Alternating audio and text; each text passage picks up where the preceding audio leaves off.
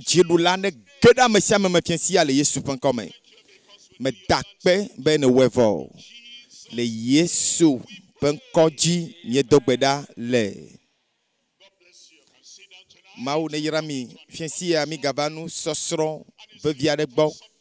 Enye onye maou nya vevi de kude juro nui ira nomia me. Enye nya chi vevia de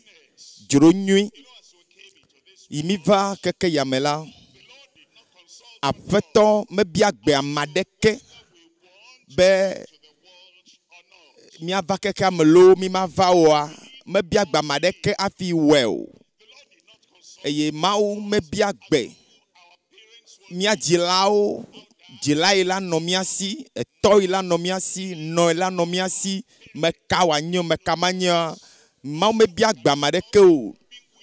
ta mi matema gblombe e mamea enye miabe lonlonu me biagbe edo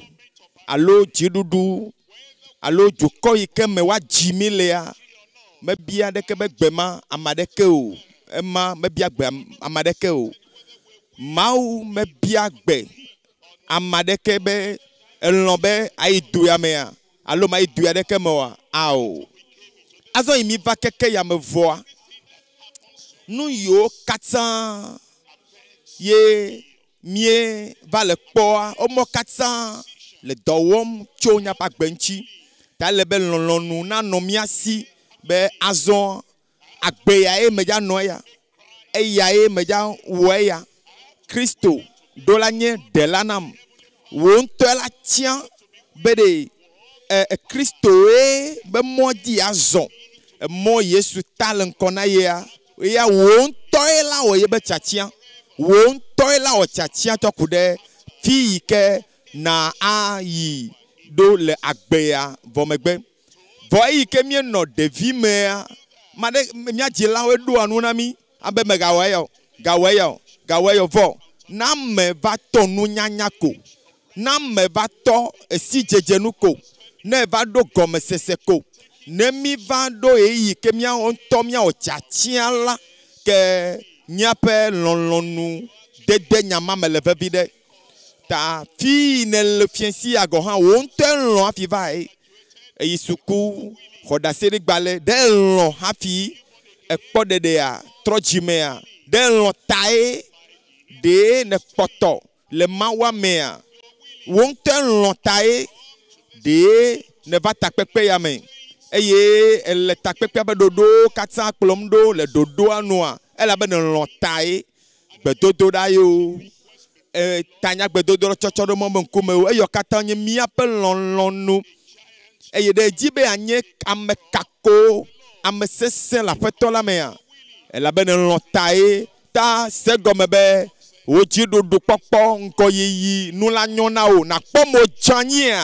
acho wonto lonlonu yi lemo gbo le lon agbo ta si ape maunya patanye nye alesi ke le be mi anlon akpo me le be titi pe nu sela me salma la fa de kam wo salmo ala fa de kakle amewo pepe gban to ebe na apeto la glo na nye apeto be na bobo no anyi de nye nudu sime va sede sime ke macho wo keto awo afodoji nui eye nye mau fofola non popom na Christo mau vila apeto veliema be bobo no anyi de nye nudu sime va sede sime ke macho wo futo awo afodoji nui apeto la adon ebe va sede si apeto la ado wo nu sepe fiati ploda cho Zion aglobe yi daduji le wo futo chichi na Christo gba wo cho eyo katan cho ale Yesu dujina mi gbon eyike oku odi e memegbe a agafon e mamegbe a e degbepan glon be melagbeta mi ha mi anu agbe esike me dujita miawo ha miadoji ebe nu so kata yo le chipo planyigba la ocho dasina eta miawo ya mi hei desiata pepe tonlia ebe wo doko ameya o transoma o biwe ya wotrɔ dzime vɔ eye woɖo xɔse ɖe Kristo dzi. Ame yawo yiwo se nyaku ɖe alẽvi la ƒe ʋua ŋuti yi ke ɖena keke ame be nu vɔ katã ɖa eye wose nyaku ɖe yeƒe tsitetiti ŋuti ye woɖu fia kpakpli.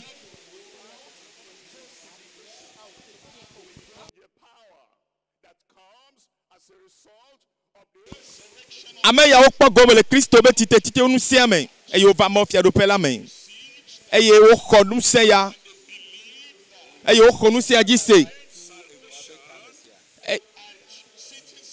eye wotrɔ zu Mawu fiaɖoƒea me nɔlawo elabe wotrɔ zu domenyilawo kpakple Kristo yi ke fɔ tso ame kuku dome ebe wo dukɔ yi ke ne le dɔ wɔm kpakple dukɔ yi le zɔzɔm le dzɔdzɔnyenye ƒe mɔ dzi.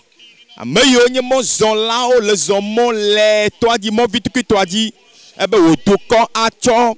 wo ɖokui anafa le wo aʋakpegbe elabe fɔ tso ame kuku dome egblɔ na eƒe nusrɔ̃lawo be woalala ɖe Yerusalem va se ɖe si me ke woatsɔ ŋusẽ atso dziƒo ado na wo. Egbe nye eƒe ŋusẽ ƒe ŋkeke eye wòbɔbɔ nɔ anyi ɖe Mawu ƒe fiaɖoƒe la ƒe nuɖusi me eye yi ke wòle Mawu ƒe fiazikpuia ƒe nuɖusi me la edɔ gbɔgbɔ kɔkɔe ɖo ɖa etɔ ŋusẽ ɖo ɖa mi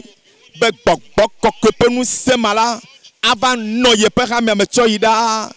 ebe wò dukɔ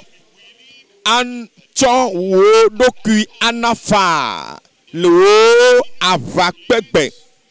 eye wò ɖekakpuiwo ƒe ha ado na wo abe zãmu ebe ɖe yeawɔ mi yeye elabena egbe nye be ŋkeke ƒe ŋusẽ ŋkeke ya eya ɖe yeƒe ŋusẽ tsɔ fia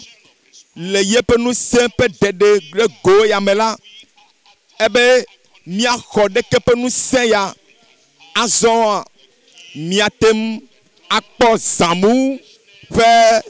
ta gegewo be ta gegewo abe aleke tsi adzadzam fifia ye wole ta gem la nene Yehowa dzi be ŋusẽ la age adzakɔ ɖe mia dzi ebe le atsyɔ̃ɖoɖo kɔkɔe me tso agudzedze ƒe dome ƒe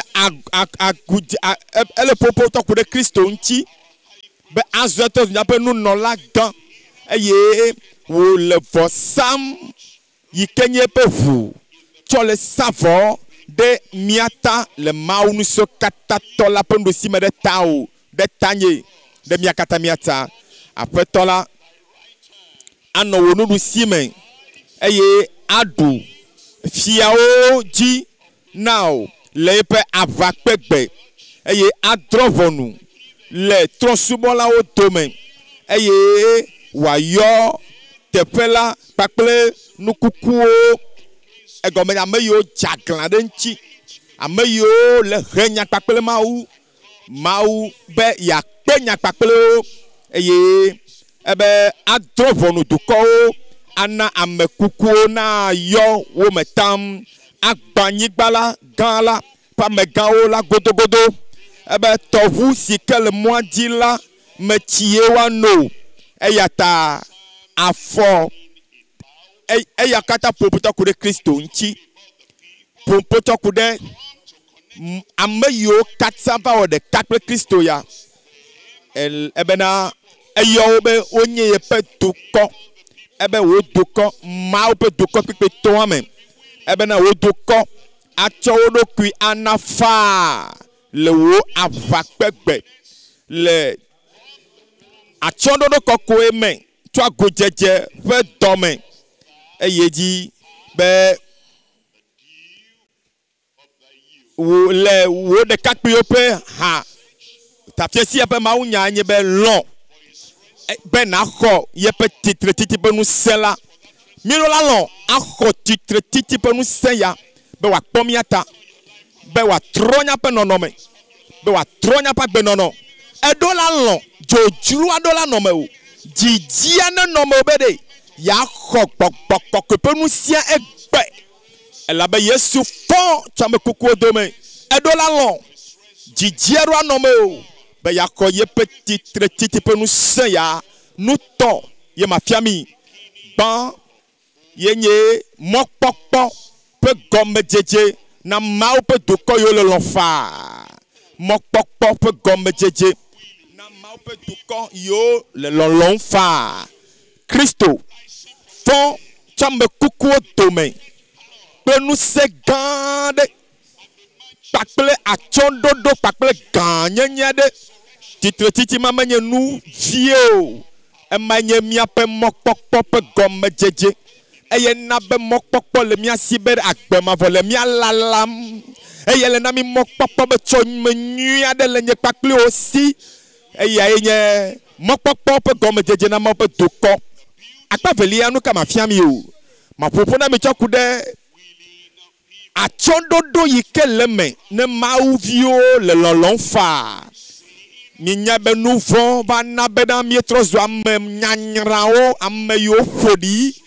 gaka peto la va be ya va le chinami eye miatebe ahronto la o pa gbe nono hronto to pa gbe nono ma o de da le miame le dime totro me eye jojuro pe jiji mai nona miame na nouveau wala o de jo o de da la bena Christo fond e fo chame kuko dome yike o fond jo yi jipola azon a chondodo koko nyenye o chondo a chonami na be bien l'enfa no chonlia yenye ngogbe dede ple ankwa de toto yele mo be doko yele lolom la me nenye be naneli yike Christo pe titre titi chame kuko dome wonamia ne naneli ke Christo be ku revanami yebe didi revanami yebe titre titi chame kuko dome pakple yebe jifo yi revana nye pakple o la eye nyebe wada lakpanu na oda le miame wade mabuibe da le miame eva be ya de susu ga o de da le miame anodoki o pom be nye ga pwa mede ade numo da le miame eye obe adam fika ne le me do nyanchi ne ma wow ebe me segbe ade la boa me eye me be la do kunye o dene do achi ku sese mai kenchi me desele na wo be me gadio a me te do nyamanti kesi de ka ebe nyonu ya ne dada hadame na ma eya e choku chechi anam eye nya ha madui ekpe ya me le lolombe ye wonu a o le tafla chedom ebe hawa nu kejo daeblem nya ha ye madui ekpe ya vo le Christo be kuyo kude miata pakple ale yo di ale ke Christo fond chame kuko domela nouveau yike blamicha Yesu va toyepe ku ple petite titi mela de adam pe jojo me koko ada le miame azon Christo be titi yala eva wakpoa be mianye anko de dila oazon e miado lono fa gbo va pagban to aji yenye mokpokpo pe gomme jeje na mau pe doko siko do lono fa bova salmo ao pagbala lo fa de ka bla me wo pepe gban to apeto la glo na nya peto be bobo no anyi de nye ndudu sime va sede sime ke macho wo futo awowo afodoji nui nu gbanto futo gbanto ikela si onye satana eye satana o gblonya di bere egbona fokpoji dugena nyonu la pe jijimea gake nyonu la pe jijima ikenye Yesu la eya ala akpata gudu na dama ema yenye satana tanye be futo gbanto yenye satana futo velia ikela siwa yenye doko tronsubolao pakple plolao amegao yo mejibe Yesu ana dofia de yewoji o wao ala trozo futo anonkonami eye amekakenye wo keto be we ana trozo Yesu tota ya me olefu am futo mo kata magbono be o sayamea o kata zo aforoji no le Yesu penkome apeto la gbona nya apeto be na bobo no anyire nye nuru sime va se de si me ke nye mau nu so katatola ma cho wo Yesu be futo awo wa fodoji nui afeto adon wo nu se pe fiati kloda to Zion agbobe yi na dufia le futo wo chichina nya bia se yike na bia dokio se le yo kata megbenye be leke miawo be nya ya gbomo le ku de Kristo ntia mia kpo gom le me Marco pagbale tawie ve Marco tawie ve pokpi bla tonvo atonlia be mia do gom sese nyuto ku de nu ike me kele salmo ala fa de ka me wo ame ne mia cho awodo ne mi emena kona nye pakple o kito Marco pagbale tawie ve pokpi bla tonvo aton emegbe si ke Yesu no nu fiama me o le gbedo kwa me la no si ke o fion le gbedo kwa me pe kokonu la ebia miawo be no katae mia pagba le fian la o glo na be Mesia la echo fia David be fo me kokoko ma ha no fian la we ya Juda to pe no fian la we ya o le gbedo kwa me eye Kristo yi gbedo kwa me ebe nu kata nu fian la o no gbogbombe Kristo be Yesu acho David fo me ame kokoko ma ha afeto la glo na nya afeto be no bobono anyire nyenudu sime va se de sime ke macho wo futo awo afodoji nuwe David nto ha eyo Kristo abe ye ba feto eyo Yesu abe enya feto eye no kata wo cho ye pe fo meme kokoko ma ha pikibla tovo adema ebena doko yo ame yo ina gbedo kwame yo ina mau kwame wo senya ya okpo cho David pe nu mega comme senya ya gome o David glonya die ma cho kude Yesu Kristo nchi le kakan babla kokwame ke to gbogbo mebe amema enya me jojoe ade dababa eke Yesu vunkuna wa be nya yo katsa wo gboto kude ye nchi la enya vavala amo le kpo jijo kake yo khonya kle jijo fo fofo la gbolo ne be bobo no anyire nyenudu sime va sede sime ke macho wo futo awo wa fodoji nue kaka me nyama da kpo me vava dowo pagbale tave vinya kpoda do pagbale tavelia pepe bla tonvo ene obla fima bena pepe bla tonvo ene lia globena ela be David melia ijifua o gake eglobe apeto la glo na nya apeto be no anyide nyenudu si me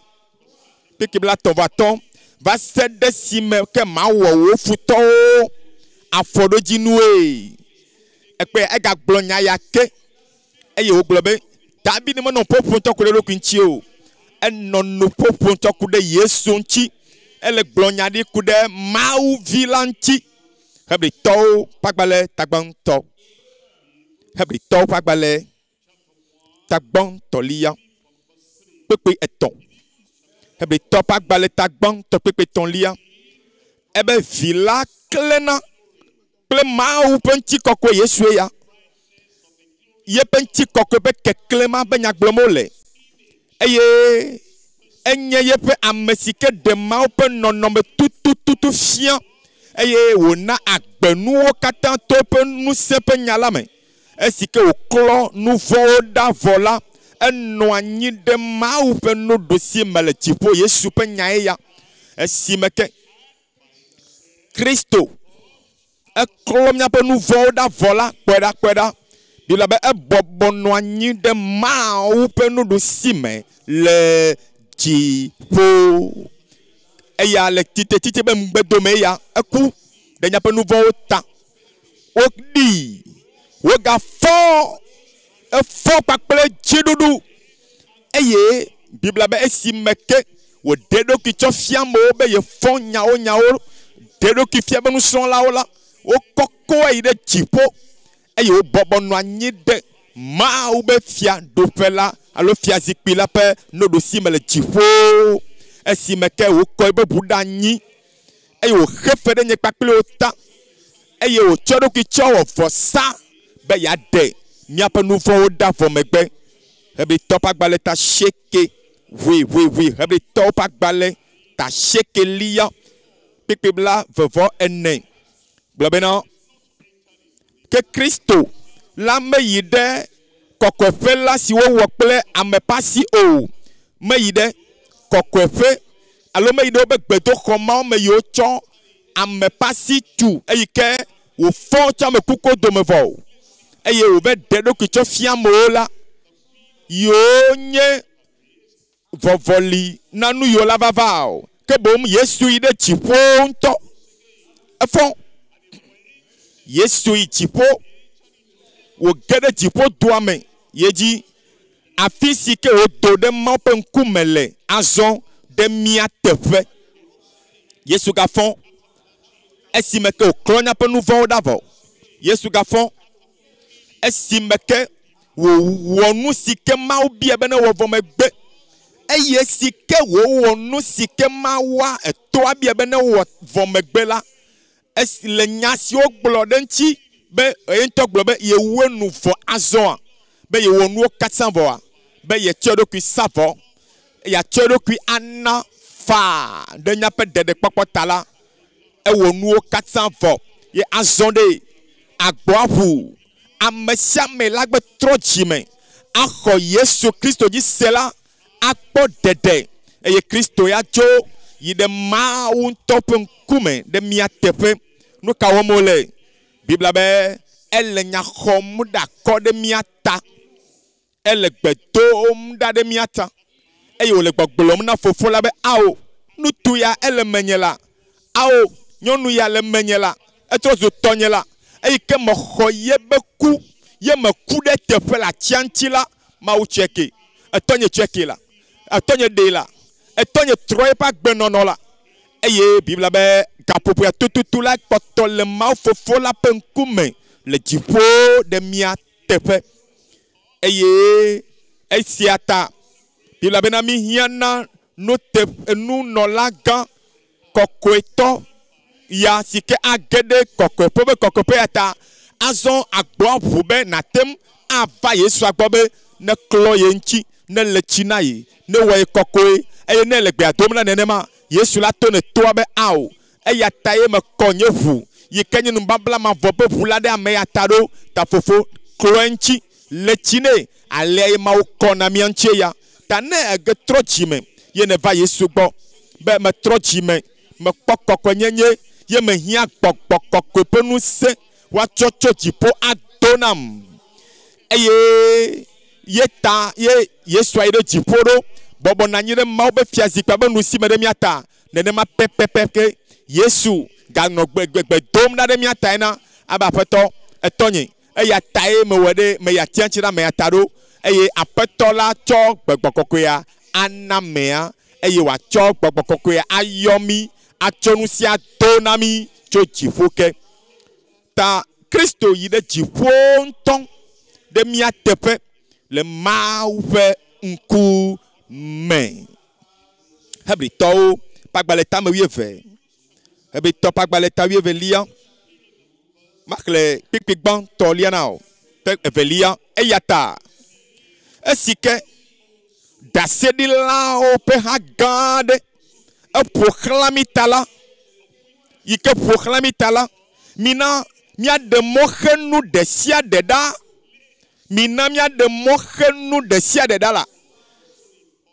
Elle veut vide. Oluvo le veut vide de Yesu nto. E yata o va coup de tepe o. E o le yo o mazon. Be yike me coup de ta o ta va. E ye na va ko vide. Tonye vo sasa ya men.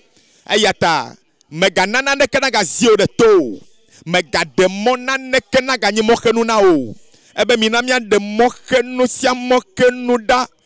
Pakple nou von si ke blami se sien lada. Bena miatem ake. Jodime. si ke wo do dinami pakple vevie dodo elabe mi enye dukɔ tɔxɛ ɖe wonte ne le kpɔe le do dzesi do be abosama enu yi ke nye tɔwa me dza na o eye abosam numa va gbɔ ne nye be me le veve ɖe ne o nane le veve ɖe ne satana ta wo le ƒodom na o ɖo ye ta wo le yome na o ɖo elabe ɖo yi ne wɔna nane tsa nɔna gbe aɖe tsa afi va trɔ dzime eye me ke me kpɔ trɔ dzime o eye me ke na va trɔ dzimea ekpɔtɔ nɔna agbe ɖewo ye numawo satana zana tsɔ xena mɔ na gasia game ekpɔna be gasia game nu vɔ ma ye wɔne koe numawo nye nu yo botsɔ ɖe to ɖe mi fafa ɖe eye yi ke ne va Yesua gbɔa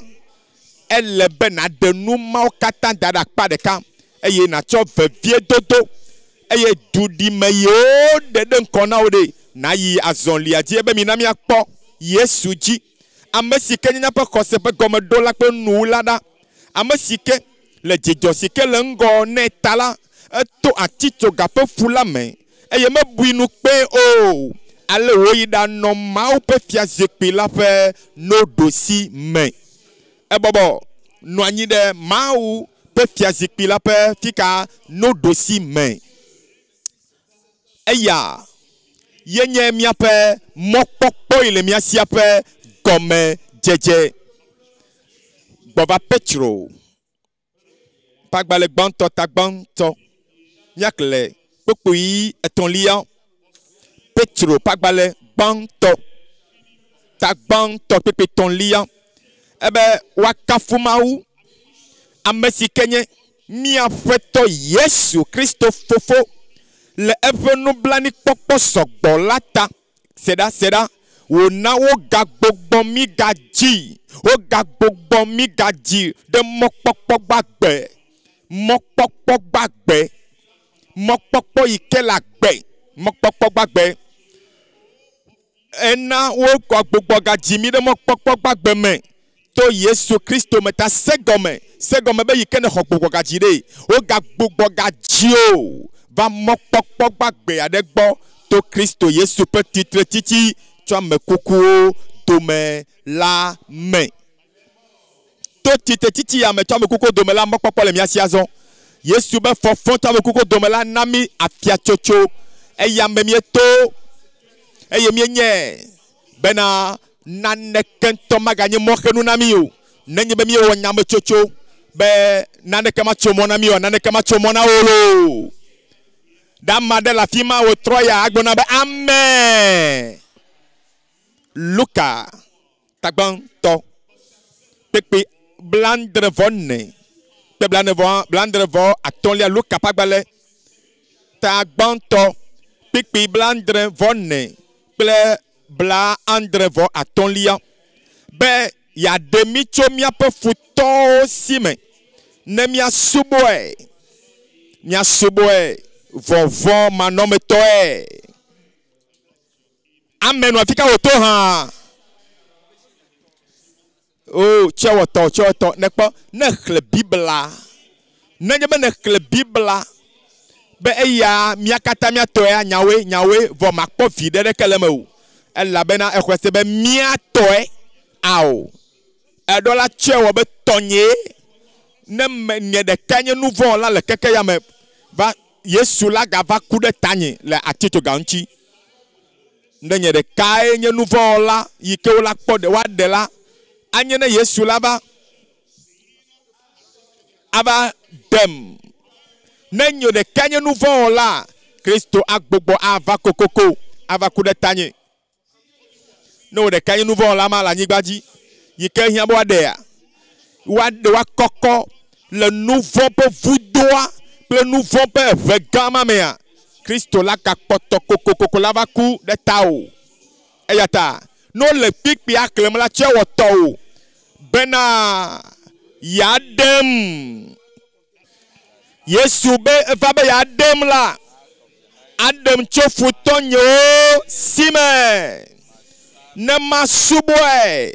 vɔvɔ manɔmetɔe ɖeke na subɔe hã gblɔ sese ɖe ma se vɔvɔwo katã Yesu ɖe dzo ŋutɔ ya ebe ɖe yeɖe vɔvɔ ɖa le agbo me le fiesi ya vovon yokata no mo chava yegbea Yesu tutu katara eye elevon be oh de Satan ja de mona be matin yire Christo subo ya Satan ya o plibo le saya me gbogbo Yesu ngatane o saya me eye elevon be o pour me gbogbo yo ntoje o ja da selenti matema ida zonli ajia fiensi ya matono be Yesu ngatano kata de kare Yesu pen comme pepe blandre vonne abe yanam esike yedem chofutonyo simela esike yedem chofutonyo simela ma suboe leke ma suboe ha vovon ma nom toe leke na suboe vovon ma nom toeta me gadola de mona vovon avant no placache dom besia gba vovon eye gbe ana fi fam au vovon la vovon jole gbanye la vovon da simavo Yesu do vovon ma o katandina o vo le Yesu pon comme ele vona choi bayi ele vona gbe ele vona choi ke la va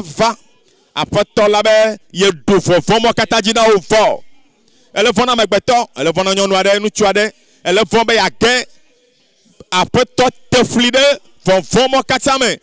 duo katandina o agbewa anoe atetepe le Yesu pen comme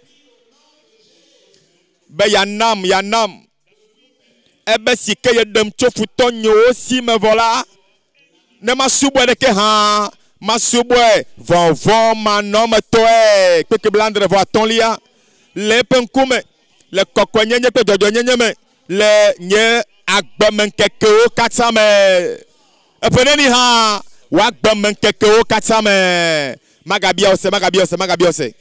seda de atema no agbe kokwenkeke de ka ha dan loya atema no agbe kokwenkeke de ka ha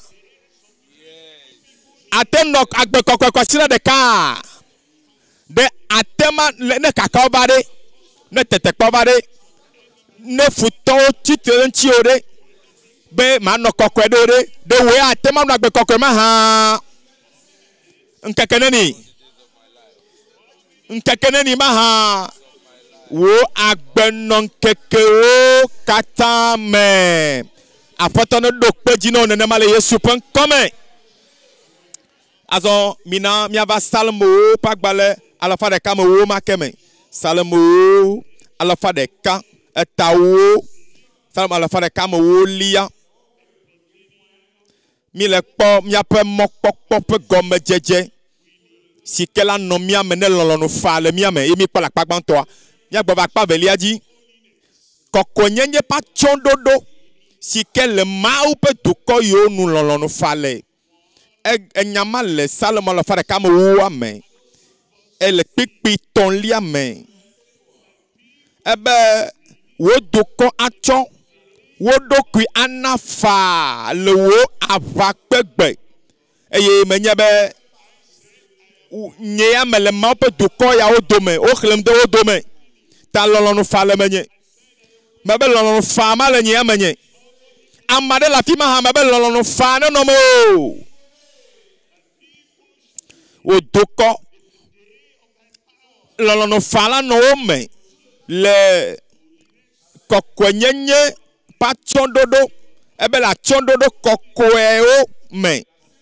cho agojeje pe dome parce de redota ebe na eya anye wo de kakpio pe zamu pe tagege ene nyai gblo pipi ya lenye be keto na se gomo nyide ebe kokonyenye ya mi gblona la kon la vo le si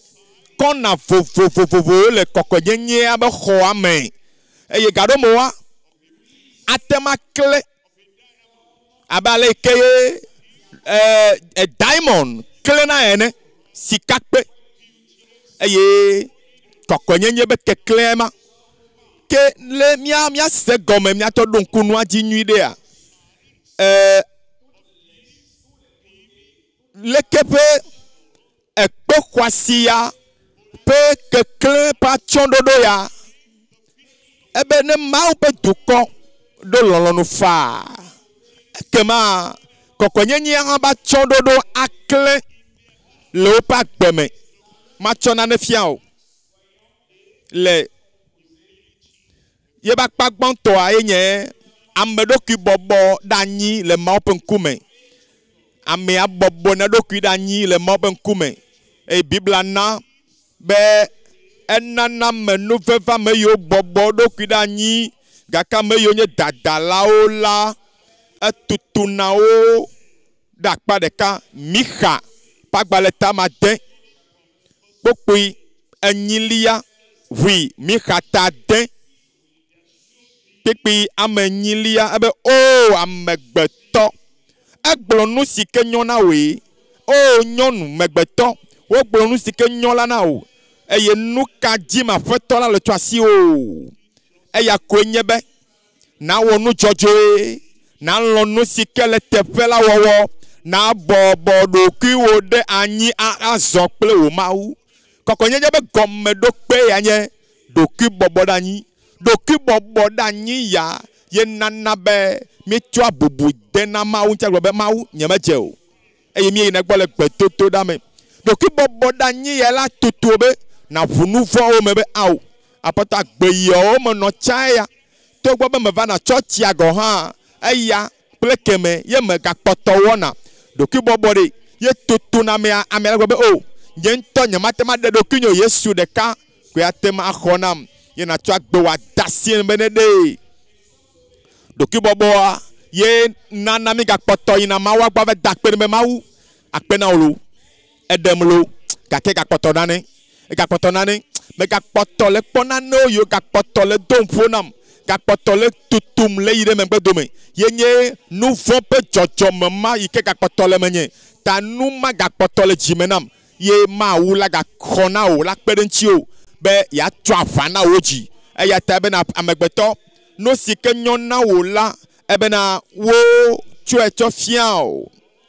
no sike ma oji twa si okonye be na london menyi wowo no jojo wowo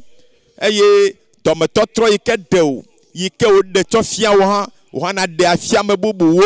ebe zon le penkume le doki bobo ele ve vide yen nu gbanto nu velia yike mi akpo le kokonyenye me yen nu ka yenye tododo mau penya alo zevelia tododo mau nya enya kponto eya eganye nu yike nya kpo alegbegbe le mau penkume eklena alegbegbe na nye todola ne gbenye kose toma yike dona toma wa o ma ulone alegbegbe e jona jine ma wa alegbegbe todoro ma ye nana be mitejena le ma upe nkume ela na be ma no badabara le mebe nkumo eye ma obede ye me kpona gota pe nonome ova emme pe nonome ye ejina Samuel, pagbale gbanto tamewi aton. Samuel gbanto tamewi aton. Makle pepe blave vovelianao. Samuel gbanto tamewi aton. Samuel donu nebe de nu movo sasawe la pe vo sawe dia. Yehowa nu tododo Yehowa pe gbea. U tododo Yehowa pe gbea. Emma enye nu ikela defia ma me ya trojime eye nenye be mau chwa afana jio ha ezena zireka be tododo na memeta tempa zireka eye nu kake wa nye ha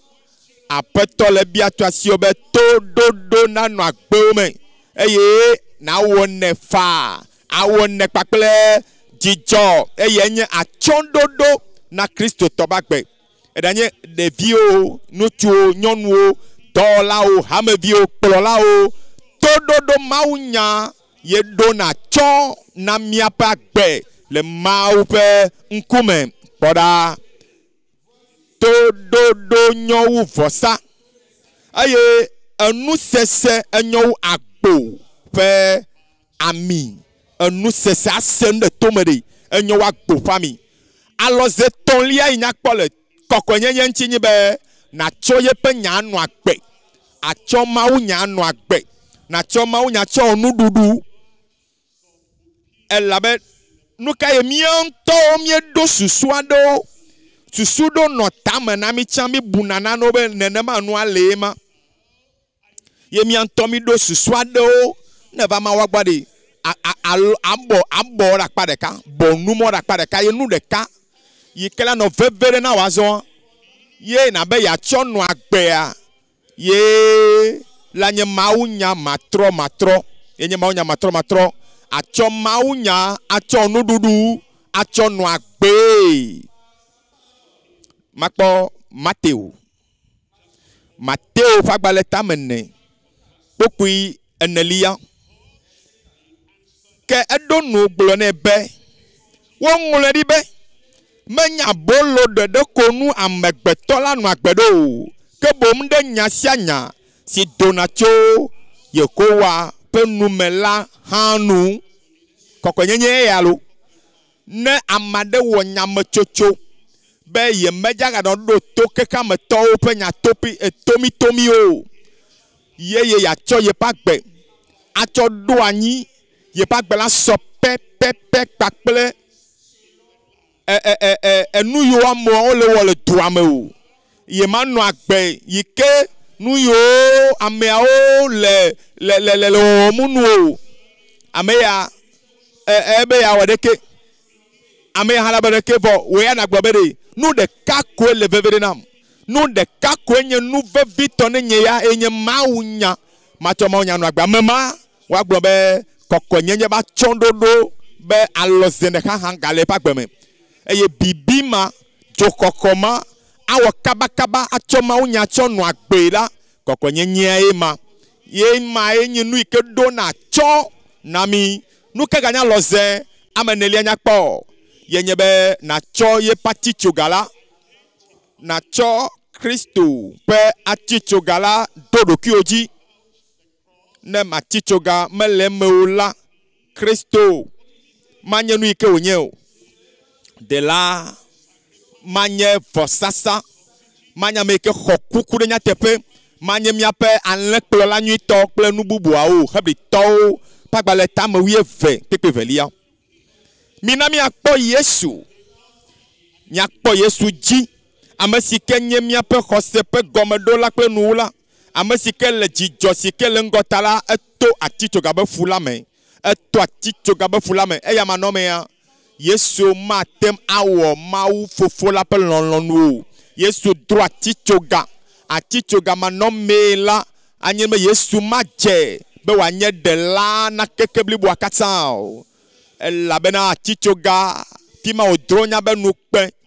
kple evlododo katã le ye wòbɔbɔ nɔ anyi ɖe mawu ƒe fiazikpui la ƒe noɖosi me tatitsoga ɖe li wòle be wò hã nadro akplɔ Kristoa ɖo Luka ƒe agbalẽ tame 7:3 Luka ta 7 +3 egblɔ na wo katã Yesu gblɔ na wo katã ame sia ame mia katã yi ke le takpekpe ya me mitso teƒe aƒe vovovowo me va ƒoƒu mitso ekɔ vovovowo me va ye eye ame sia ame ɖo atitsoga tɔxɛ aɖe eye atitsoga ma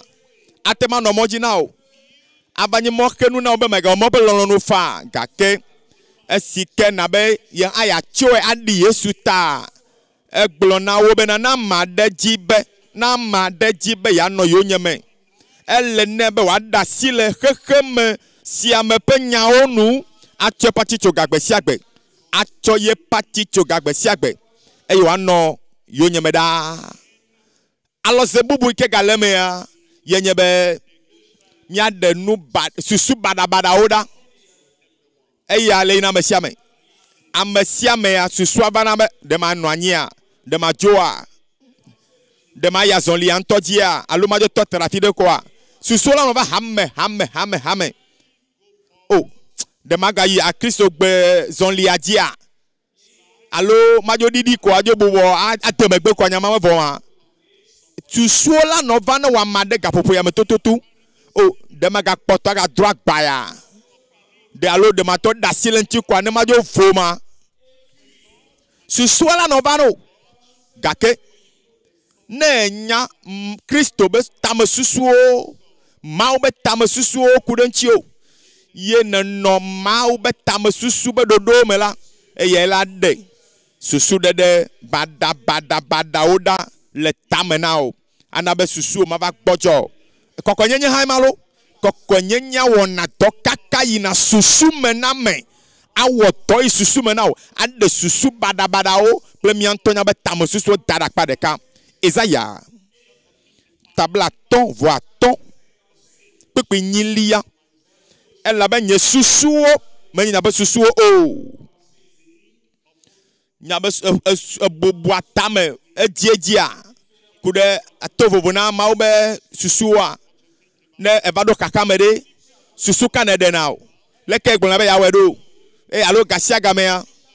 ne susu bada le batame na wadi no vinye chom maube susu na cho atofide susu bada ma ne ma no na gbe kokoe ayema ebe Yehowa bede nye susu me nyabe susu o nye mo me nya pe mo o la bena alle sike jipo kobo wanyigba ela nana ma nye mo ko wu mia fe mo e nye susu ko wu bo nya be susu we e gomenye be ga sia ga me sia ila we a o susu de bada kata na didi o da nyi wano ado da pa de ka susu me 11 no be matema we wa de dara pa de ka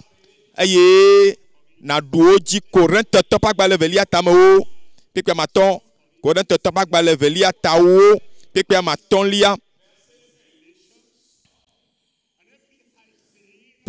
lia globena eye mi twa ma openu se sia duanya vlo si o kata megbeto glona de miantila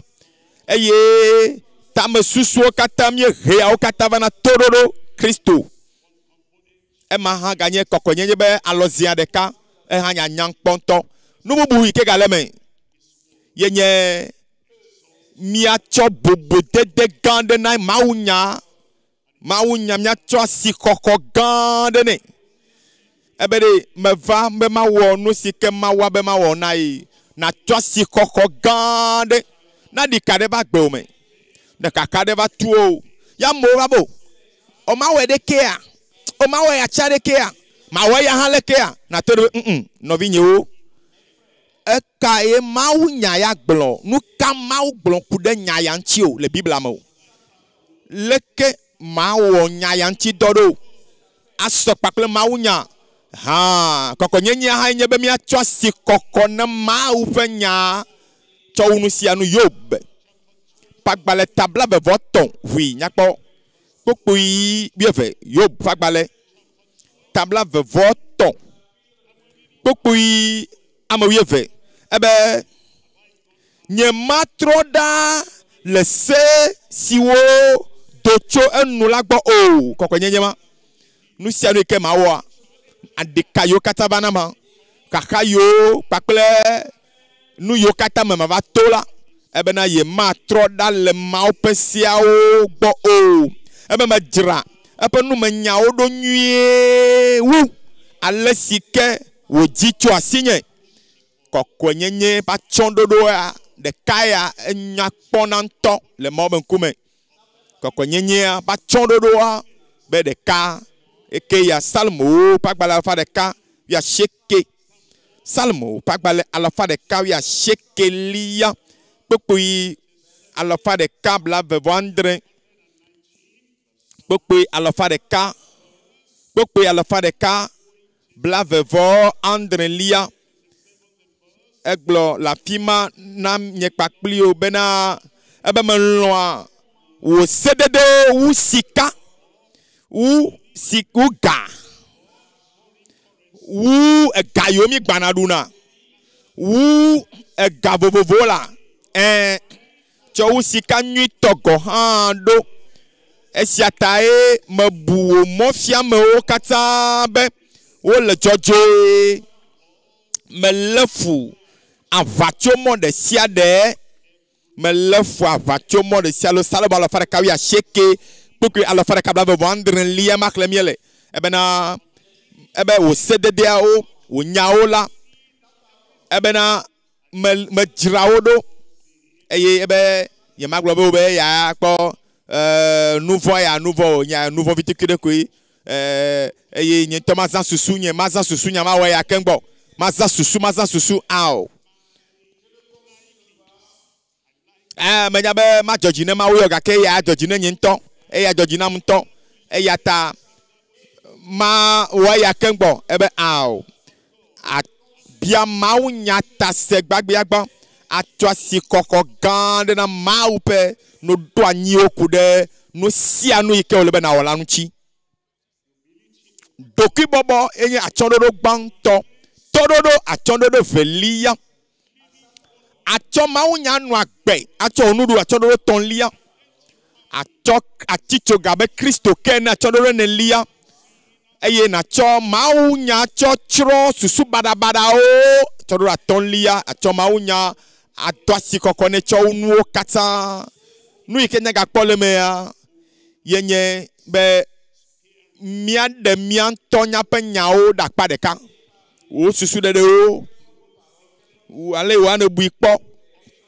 mia tonya pe nudu anyi o nya de o dakpa deka me gblona asi me si ya be nu ya nya me ja be wo na nu ya ga joke ya nu ke ma we ya e nu ajo ba joboy azon buta me chujika leketo mo yonya ro de magacho taya me de da nyigba de magacho de afo ya enu you don na mfu na megede we ma won to ne de tara nyigba bo magaji be gacho de afo e ore evanye na nu ike don na klaka chemi jina be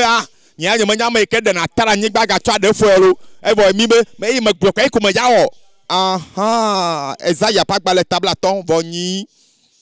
pepe amaweto nobi twade na fota mala nyigba po twade re foi pepe wieton glona mi la fima bena nenye bele sabate ta na chi wonto wo jiji wo yo me le nyenkeke kokwela ji o eye ne yo sabat pe jijo bago eye ne de bobo enu menye be na de bobo ki onu olo menye be de na be de bobo enu le won to do ki onu o ebe ye eye megblo won to won nu menya o kokwenyenye ma mi le asemkam ame be nyame kwe be mia wedeke ame be nyame susu be deke ame bubu ha be anya ame madu na be mi wedeke ame ya be nya ma cho ya chokpe na mi eye ba do ji wa so ebe onya tonye mele de keme o jijinyo mele de keme o mchi kokobe mawu a yenye mawu yike tonye babi to a melobere man de tonye ada ne mawu to a ne kpo eme papa aha ebe eye me de bubu doki onu o kebom ne de bubu nu nye ne nye be chamba ya dana eye ne pona fodo ne kponya do brele fomo ame be sonye nyonu tie nyame nyanya me gbele bo nyanya kwea enyenye ta na fomo ya ne nu ya ga chokea me kwa va jolo vojo ke nu gbele e ne va chokea nu ke ma we ya on to la po eye ga sia game ya le mo pombe nu bada ne va joy le ji kaka jo va jovoy fifi ane be ya jifuade na jibede ya ade kokonyenye be achondo do afianu kana be na o de na poto agbo anonya ine gbonji lo be ye gble wo vojo va le bible ai e va ide takpepo me va takpepo be yawe ne bible sope eye won to ne kpo be nyaaya le gbo la fe ame ya a titre de ma u fe nyanu a titre ma pe lolonu anu na jibe ya nu agbe kokko ya nu ka le be na wo trɔ gbogbo na tsɔ atsɔ aɖe afɔ nyama atsɔ fɔ ta le anyigba mi kpoo eye miakpɔtɔ nɔ mɔ be ƒomea me nye pastor nye kplɔla le hame eye edo ŋɔdzi na mo be ne nu ya gatsɔ kea eye daƒa gblɔnya le kplɔ ta ame sia ame se vɔ be ne ame ɖe gɔ nu ya kea eya ye ya wɔya ya ame sia ame zi ɖoɖi kpoo eye nua me dzɔdzɔ kaka azã ɖo va yi evɔ eva dzɔ gbe ɖeka ewo ŋutɔ ke gblɔ nya da ɖi ye edzo le kplɔ ta eye ne kpɔ be nya ya ye gblɔa nutsila me ye nɔ gblɔe nu ka le be na wazɔ ɖe naga gbogbo ayi abe ame gblɔe va yi tsã ame sia ame se ŋkɔ nye va yi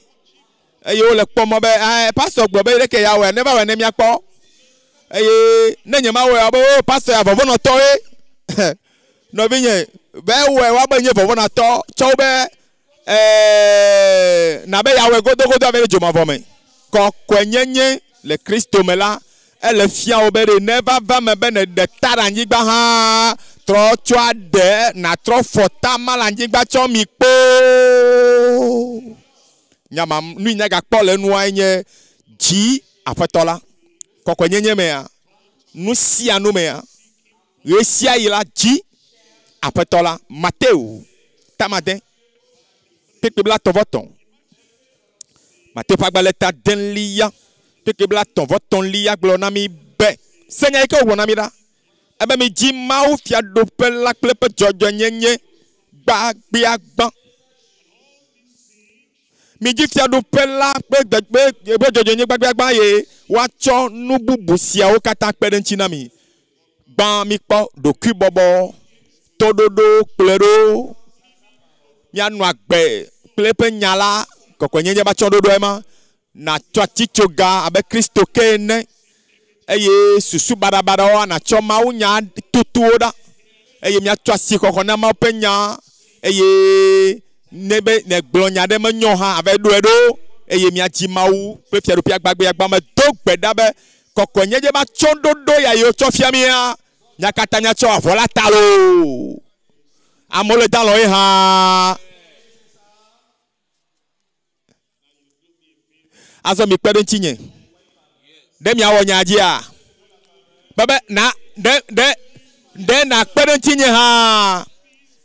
medo gbe ɖa be nu yiwo katã me fia mi ku ɖe kɔkɔenyenye ŋutia wola nɔ agbo me ɖeka le Yesu ƒe ŋkɔme ela nɔ agbe gblɔe be anɔ agbe nye me gblɔe be kɔkɔenyenye ba tsɔ ɖoɖo ya anɔ agbe nye me tsɔ yi ɖa le Yesu ƒe ŋkɔme gblɔe mia katã mianɔ agbe kɔkɔe ne mawu ebe nye dukɔ dzi ke si lɔlɔ̃nu fa le la ebe akpɔ ŋusẽ le yeƒe aʋakpegbe le yeƒe atsɔɖoɖo kɔkɔenyenye ba tsɔɖoɖo me le agudzedze va se ɖe ɣe ɖo ta akpatɔlia na mawunya ŋgɔgbedede kpɔkpɔ to aŋkɔ aɖe ɖiɖi me yi ka nɔ mɔ be dukɔwo dome miakpɔ Salomo ƒe agbalẽ ma ke ko alɔfa ɖeka kple ame ewo akpekpe ame enea kpekpe nelia egblɔ le afi ma bena aƒetɔ la katam be nye matrɔ nye susu o nunɔla nenye abe Melchizedek tɔtegbe ne ebe anɔ aƒetɔ anɔ wo nuɖusi me agba fiawo godogodo le eƒe dɔmedzidogbe ebe tɔʋu si ke le mɔa dzi la metsie woanu eya ta afɔ eta dzi afɔ ta edzi emenye Kristo be dodo ɖe dzi ele gblɔ nya ɖi ku ɖe ale woado Yesu ɖe dzi kple ale wòya yi dziƒo ale ke wòya ya va bɔbɔ nɔ anyi ɖe Mawu Fofo la be nuɖusi me nenye be ewɔ nane ɖe mía ta alo mía teƒea ewɔ nu ma be yatsɔ atutu anyi dzedze yi ke mi dzena gasia game elabe mi tsɔ aɖame ta ewɔ be ɖe ede ɖe yiwo tsi mía me tso aɖame la yaɖe ɖa le mía me eye wole na mi ede xɔasi aɖe yi ke nye oyɔna be nuka aŋkɔ aɖe tɔ nyenye hebri tɔwo pagbale tawie tɔn kpekpe wie nyi ebe mi do gbe ɖa ɖe mia ta esia yi mie ka ɖe mia dzi dzidzinya nyui le mia sie ye mie dzina be mia nɔ agbe bobotɔ yawo katã yi le nu sia nu me Kristo va ko eye Yesu va be ya ɖe Adam ƒe den xoxo ma yi ke tsi mia me ya ɖe dzo ya tsɔ Kristo ƒe dzɔdzɔme kple be den yi ke nya Adam mamlɛtɔa Yesu malo yona be Adam mamlɛtɔa etsɔ be den tsɔ va be ya tsɔ ade mia me mianye ankwa ɖe to lawo kpekpe bla velia ebe ŋutifafa ƒe Mawu la ame si ke to nubabla mavɔ ƒe ʋu la me kplɔ miaƒe aƒetɔ Yesu Kristo alẽkplɔla gã la dogoe tso ame kuku dome la nawɔ nu nyui sia nu nyui akpe ɖe ŋuti na mi eye lɔlɔ̃nuwɔwɔ ta nanɔ mia me medo gbe ɖe ebe ɖe mia awɔ dɔ le mia me be miawɔ nu yiwo dze nu yiwo nyɔ le yeƒe ŋkume na Kristo ame si te ŋuti kɔkɔe tso mavɔ me ɖe mavɔ me dukɔ aɖe gblɔ bena amen ankɔ aɖe toto ya dzi me wole tso mia gbɔ be wòanɔ mia me ye la na be Mawu nya la te ma tse ku le miaƒe agbe me Luka ƒe agbalẽ tame nyilia kpokpoe 15 Luka ame nyi kpekpe 15 ebe nuku siwo ƒã ɖe anyigba nyui dzi ekpe ebe ake anyigba nyui lae nye ame siwo ƒe dziwo me kɔ exɔ Mawu nya eɖe mɔ be nya ge ɖe dziwo me dzia me ne kɔ ame siawoe sea Mawu ƒe nya la ke wua edzi hã pɛpɛpɛ ɔwɔna nya dzi pɛpɛpɛ ne se Mawu nya eye metoana meɖia ŋkua ɖe o loko nanɔ ase nya ko aɖo to ɖeka me ko agadogo tso eto velia me alo ne xɔ nya ko atɔ ƒu gbe ɖe megbedome atɔ ƒu gbe ɖe ŋkume ne srɔ̃ ŋutsua aƒu gbe ɖe ŋkume ne ɖeviwo alo atɔ ƒu gbe ɖe ŋkume na srɔ̃ nyɔnua amewo miami wɔe eɖe fia be Mawu nya ame ya tɔe o ela kenɔ afia la se Mawu nya ke ŋgɔe ao eɖe fia be ankɔ aɖe toto be dzime le me o nyawo toto be dzime le me o eɖe fia be Mawu nya mekpɔ kasi o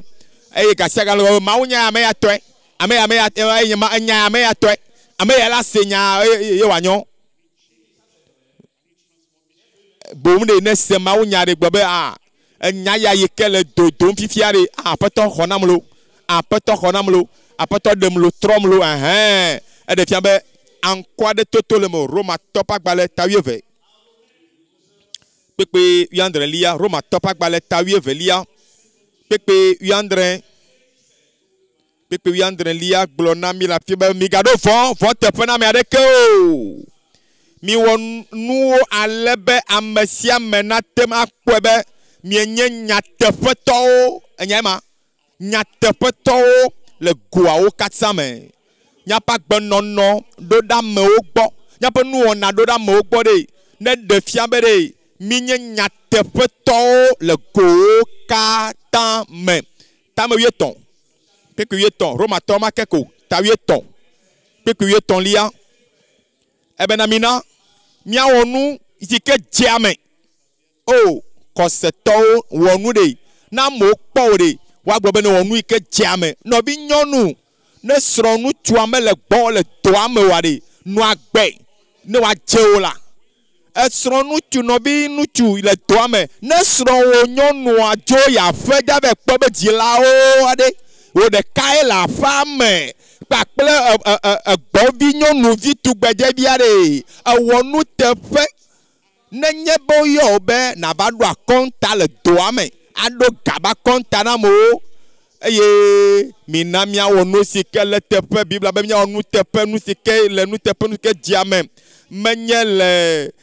aglotutuwo ahamumuwo me menye le ahasiwɔwɔ kpakple hadzedze eye menye le dzrewɔwɔ kple nuƒaƒa me o eye dzi gblɔ be kpekpe 14 ebena ke boŋ mi bia aƒetɔ Yesu Kristo be wòakpe ɖe mia nu be mianɔ agbe abe ale si ke dze ene eye mi gakpɔ dzidzɔ le nu vɔ wɔwɔ nu o Korinthotɔ ƒe agbalẽ velia tanyi kple blaeve-vɔ-ɖekɛ Korinthotɔ ƒe agbalẽ velia tanyilia kpekpe blaeve-vɔ-ɖekɛlia egblɔ le afi ma na mi be mianye nuteƒewɔlawo ɖe dzi be miawɔ takpekpe abe va takpekpea miyɔ takpekpe le nya be ŋutoa mea alo mi lɔ dɔwɔlawo ƒe takpekpe le nya be ŋutoa me ye woyɔ be na atsɔ gava ye wonya be ame yawo ɖewo hi woawo dzava eye wole woana nuɖuɖu ameawo ye ele ɖoɖoa wɔm be ebe ɖoɖoa ne dza wɔe la wɔe megatsɔe kpe o eye megawɔ nua kaka wòadzo agbɔ to me be ɖe wòatsi anyi alo kɔ ɖe go me awɔe kakakaka tsɔ kpɔtia ne tsi anyia atsɔ zi ɖe kotoku me ebe miawɔ nua le nyawo toto me menye le amewo ɖoɖo be ŋkume lo ke boŋ hã miawɔe le Mawu ŋutɔ hã ƒe ŋkume kple amewo ƒe ŋkume tame 8 ma Korinthotɔ ƒe agbalẽ velia ma ke ko tame 8 Korinthotɔ ƒe agbalẽ velia tame 8 kpekpe ame adrelia ebe nye gbedodo ɖe nye be mianɔ agbedzadzɛ menye be miatso afia be miefia nu nyui mi alo miede ŋgɔ o gbede menye be woɖe vodada na mi hã le eme be miawoe nya nu si ke nyɔ be nyawɔ o eɖanye egɔme nye nuka miaƒe nuwɔnawo katã be Kristo dzo do ŋkɔ na mi be nanyi ɖe Mawu be fiazikpia be nuɖusime eye wòyi Mawu ŋutɔ ƒe nuɖusime le dziƒo mina miawɔ nu si ke nyo ebe miaƒe dɔ de asi nenye be miagado ŋusẽ mi be miawɔ nu dzɔdzɔetɔ le yawo katã yi nu yi fia Mawu nya le mie ma Mawu nya be nufiafia na mie nye ya tso keke blema ŋkekeawo dzi ke va se ɖe gbegbe be ŋkekea mea yewo tsɔ de asi na be nye be ɖe nɔvinyewo mina miawɔ nu dzɔdzɔetɔ le yawo katã yi ke menye nu vɔ̃ o medo gbe ɖa be miawɔ nu nyui yawo le Yesu ƒe ŋkɔ me Tesalonikatɔwo ƒe agbalẽ gbãtɔ ʋuinyakpɔe eta 4 kpekpe tane kpekpe 11 ebe esia nanye miaƒe dzidzi ɖa be mianɔ agbe le tofafa me meganɔ hadzedze ƒe nu wɔm o meganɔ nu basabasa wɔm o ebe esia nye miaƒe dzidzi bena mianɔ agbe tofafa me miakpɔ mia ŋutɔwo ƒe dɔwo gbɔ abe ale si ke miegblɔ na mi ene kpekpe 12 ne mianɔ agbe alea la ame siwo menye kristotɔwo la axɔ mia dzi ase eye woabu mi kpe ɖe sia ŋuti la miganɔ amewo ƒe asinu kpɔm be woana ga mi be miatsɔ akpɔ mia ɖokui dzi hã o Petro gbãtɔ ta ve kpekpe 12 Petro gbãtɔ ta ve kpekpe 12 be nyaba gbenɔnɔ le trɔ̃subɔlawo dome nanɔ nyuie minya be trɔ̃subɔlawo dome miele minya nuƒoƒoƒo vlo yewo do agotso nume na wo nyatɔ minyae eyi ye kpaɖa ye le baba be alo ɖakpaƒea babawo tɔ nya ɖo gbɔgblɔ tɔ hatseka nya ɖo gbɔgblɔ tɔ nya fufu ɖo gbɔgblɔ eye Biblia be miakpe gbɔ bena ɖe wo kristotɔ yi ke yi ɖakpaƒe alo ɖaƒoƒea wo nuƒoƒoƒo nenɔ teƒe eyi ɖaƒoƒe wabe tugbedze alo nyɔnu sista eyi ɖe ɖaƒoƒe yiwo be ɖewo be nya fufu ɖo togo le ɖaƒoƒea ne nyanya yewo gbɔnɛ gblɔ na ɖokuiwo be ɖe Mawu vi ya ye nye takpe gbɔ be wo nuƒoƒoƒo le trɔ̃subɔlɔ dome la na dze nyuie be afi si ke woagblɔ nya vɔ̃ ɖe mia ŋuti abe ɖe mienye nu vɔ̃ wɔla ene la be boŋ la miaƒe agbe nyui nɔnɔ la nana be boŋ la woakafu Mawu le gbe si gbe ke wòava dziwo akpɔ. Da ma ɖe la gbɔna da be amen. me do gbe da be aƒetɔ ne tsɔ nu yawo katã tsɔ ƒã ɖe agbe me na mi nu nyui yawo katã ankwa ɖe toto ne tsɔ ƒã ɖe me o le Yesu ƒe ŋkɔ me hafi ma do gbe da kpakple mi ya Filipitɔ ƒe agbalẽ ta ne pipia me nyi Filipitɔ ƒe agbalẽ eta ne kpekpe ame nyilia se ɖa ebe mlɔeba la nɔvinyewo nu siwo nye nyateƒe nu siwo dze na bobo nu siwo le dzɔdzɔe nu siwo le dzadze dzadzenyenye le nuwɔna ɖe sia ɖe me le afɔɖeɖe ɖe sia ɖe me dzɔdzɔnyenye le agbenɔnɔ me nɔviwoe ebe nu siwo nye nyateƒe nu siwo dze na bobo nu siwo le dzɔdzɔe nu siwo le dzadze nu siwo dze na lɔlɔ nu siwo nya kpɔna nu nyui aɖe li alo nane li siwo le be wakafu la mi bu nu siawo tɔgbe ŋuti kpɔ ebe de nu yiwo katã mi srɔ̃ tso gbɔnye eye mi kpɔm mewɔna la miawo hã mi wɔe eye ne mi le wɔm la ne le toɖome la le toɖomawo nya ya la ebe ŋutifafa ƒe Mawu la anɔ anyi kpakple mi lo ŋutifafa alo ŋusẽ ƒe Mawu anɔ anyi kpakple wo Mawu yi ke tem wɔa nuwo katã na me la anɔ anyi kpakple mi lo tso fifia yi ɖase ɖe wòagbea ƒe nuwo le Yesu ƒe ŋkɔ me Mawu ne do ŋusẽ mi fiesi ya Mawu ne bla ne tsɔ ŋusẽ tsɔ de mia me fiesi ya eye wòana bena nu yiwo katã wòɖo ɖe miaƒe agbe ŋutia ne kpɔ me vava le Yesu ƒe ŋkɔ me ebe wo dukɔ la lɔlɔnu anɔ wo si faa le wòaʋakpegbe ame aɖewo le lɔlɔm fia teƒe ya fiesi ya bebe le lɔlɔnu fatɔ ɖewo le teƒe ya fiesi ya hã mɔ ƒe dukɔa me do gbe ɖa menye be wotrɔ ya me ya lɔ mi dza ɖe dzi ɖi ŋutɔ ko ado gbe ɖa zã ya me makɔ teƒe ma fa o ame yiwo le dzi ŋutifafa ame nuveve geɖewo ƒe agbe mea ame yiwo le dzi lɔlɔnu falowo me le fiesi ya ebe le kɔkɔenyenye ƒe atsɔɖoɖo me tso ŋdi ƒe agudzedze va se ɖe ɣeɖo ta me sia me ne tso ne miaƒo ta ɖe gbedodoɖa me ne Mawu na ɖɔli efu na mi le fiesi ya wòatɔ tsɔ ŋusẽ yeye ada me sia me le fiesi ya fi ne miakaka eye miado ɣli ne ale gbegbe be kɔkɔenyenye ƒe atsɔɖoɖo ya mi srɔ̃ le zã ya me la wòanye nu azẽ le nyaƒe agbenɔta meganɔ gbea dom na be nu tsi kɔ na me lo